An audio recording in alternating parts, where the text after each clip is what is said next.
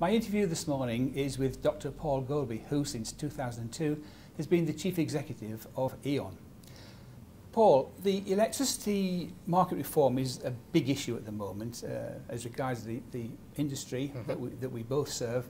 Do you think that it addresses all the challenges that the industry and the country faces, particularly in respect of investment in low carbon energy? Low carbon energy. Well, let's go to the fundamental of what we're trying to do here. I think to meet the climate change requirements that the government signed up to, we've effectively got to decarbonise much of our electricity system by 2030, and frankly our current market arrangements will not deliver that. And maybe to put that into context, to deliver that requirement means investing something of the order of £200 billion over the next 10 years. And to maybe be graphical about that, that's equivalent to building 2 channel tunnels every single year for the next decade.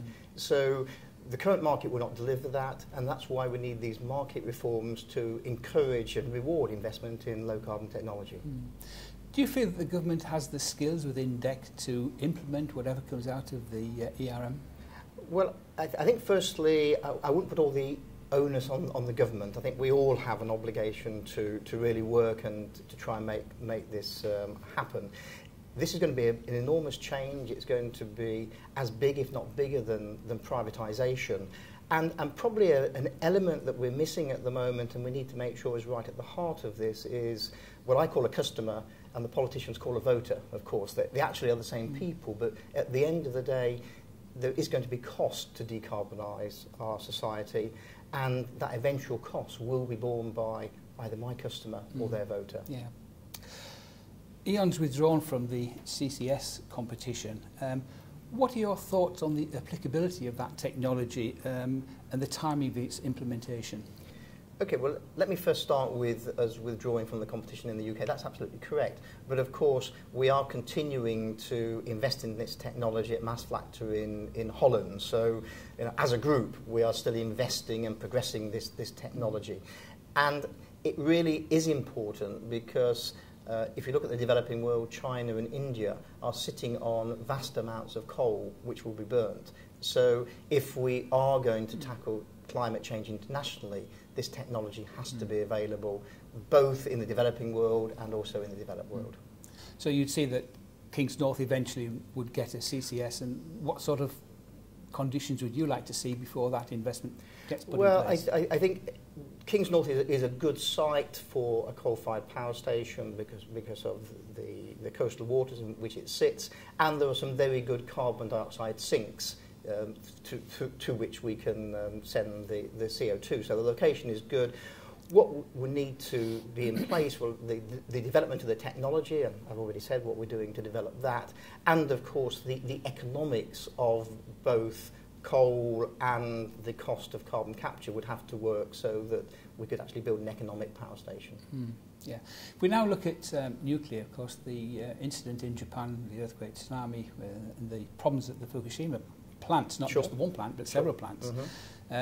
Germany's announced a reversal of its policy that it's going to get out of nuclear power by 2022.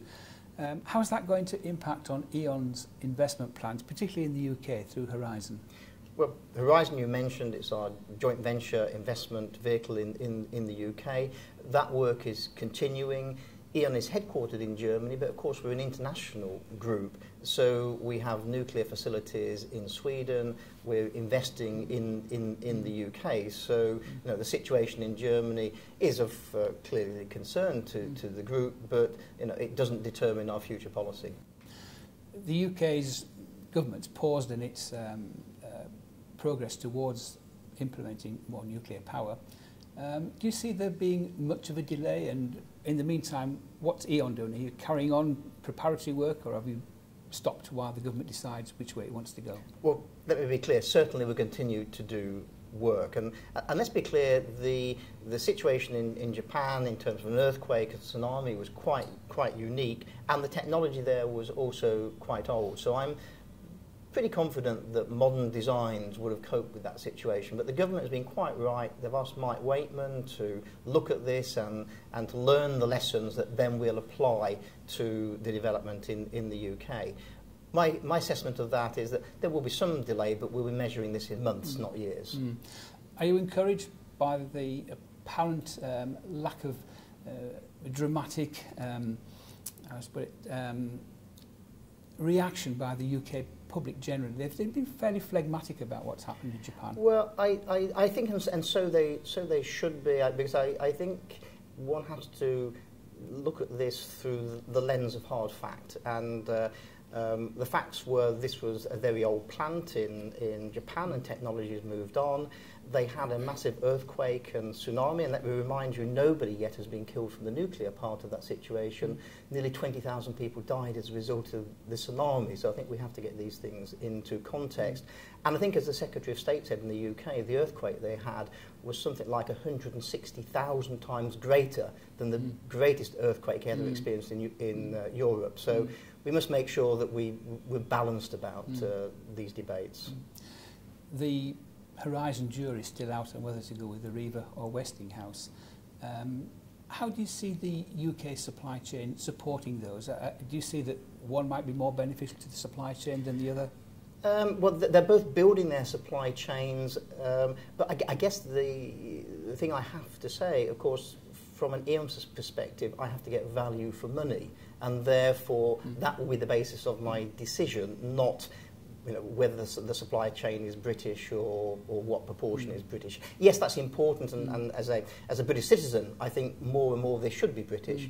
But I have to be very clear, I need to make a commercial decision on the economics, not on some patriotic view of how I'd like it to be. Yeah. Obviously, the view of the EIC is it wants to encourage its members to get as much business as possible. Absolutely, and I would encourage that too, but my decision has to be grounded in commercial reality. You mentioned that E.ON's an international business. Yeah. How does E.ON see the UK as a place to do business compared to other areas of the world?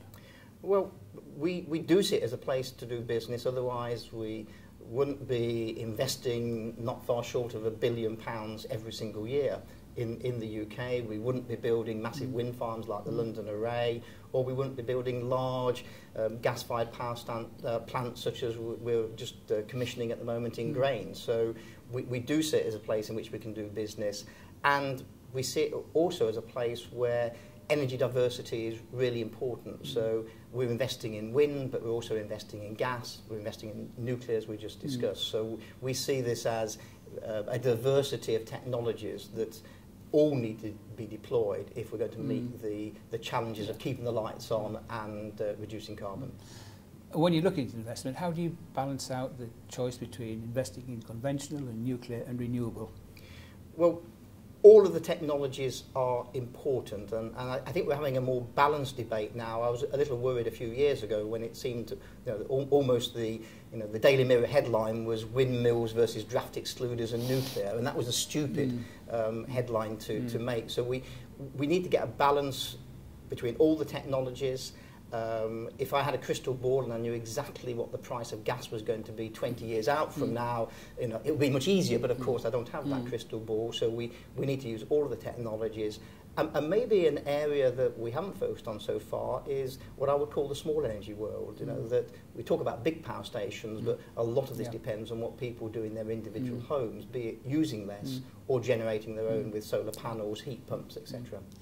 There seems to be a growing concern that offshore wind is expensive, not only to install but to service afterwards. Do you think that there might be another dash for gas to sort of make up for the delay in nuclear and the apparently more expensive way of generating offshore wind? Well, I think you've got to look at this in a balanced way. Yes, wind is more expensive than fossil, but it's only by deploying it in greater volumes that we can creep up the learning curve and bring those costs down. So it's important we keep doing that. And interestingly, this morning I was reading that the density of wind farms in the UK is less than most other areas in Europe. So this idea of an island cluttered with windmills actually isn't reality. But gas will play an important part because we have just discovered over the past 2 years shale gas in many parts of the world. So gas will become a fuel. I think that potentially will be a bridging technology from where we are today towards maybe more renewables and more nuclear. Yeah.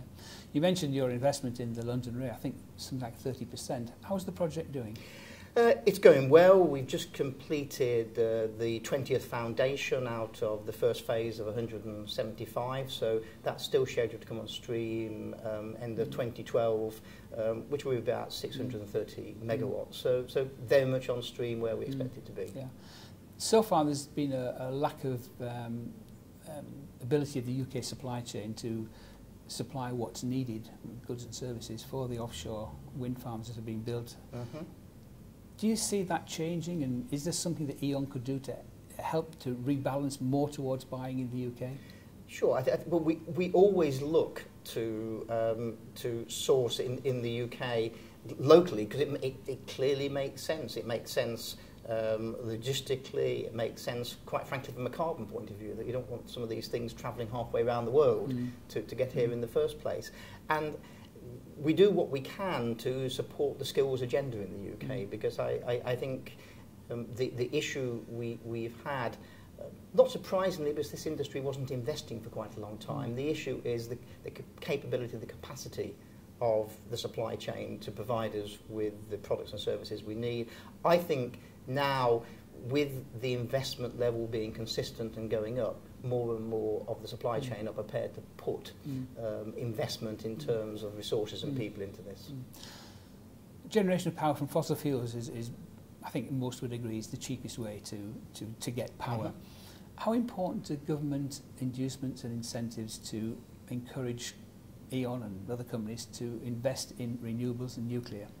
Well, let's be honest, that they are important because the cheapest way is not always the best way, and these are long-term investments that stretch out 30, 40, 50 years. So I think governments have to take a view, and it's only government that can provide the market framework or incentive or whatever one wants to call it. And so I think the frameworks are necessary, particularly to get the technologies up the learning curve, as I said earlier on, so that the costs come down and we start to see technologies currently uncompetitive today become competitive tomorrow.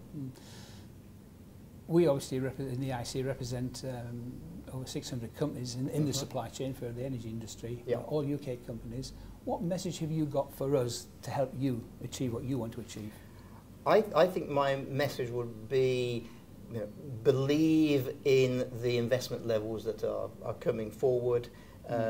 Be prepared to invest today so that you have the people, the skills, the capabilities to match our investment requirements going forward.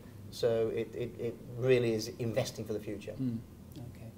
And going back almost to where we started, which is on the government and the government's impact, do you feel the government's got it right with its energy policy, or does it need now to have a relook in view of the turmoil in the Middle East, the problems with the nuclear plant in Japan, the demand in China and India for more and more energy?